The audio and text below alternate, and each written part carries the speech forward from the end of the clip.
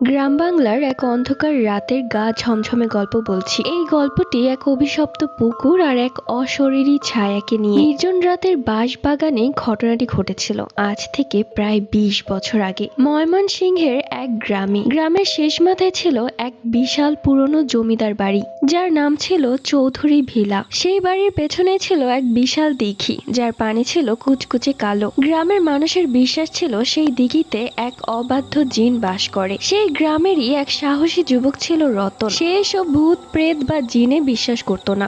একদিন বন্ধুদের সাথে বাজি ধরে সে ঠিক করলো অমাবস্যার রাতে একা ওই দিঘির ঘাটে বসে থাকবে। রাত যখন নিঝুম, রাত তখন প্রায় 12টা। চারিদিকে ঝিঝি পোকার ডাক আর মাঝে মধ্যে শিয়ালের হুক্কা হুয়া। রতন টর্চ হাতে দিঘির ঘাটে গিয়ে বসলো। প্রথমে সবকিছু ঠিকঠাকই ছিল, কিন্তু হঠাৎ রতন খেয়াল করলো বাতাসের গন্ধ বদলে গেছে। চারপাশে কেমন যেন পচা মাংস আর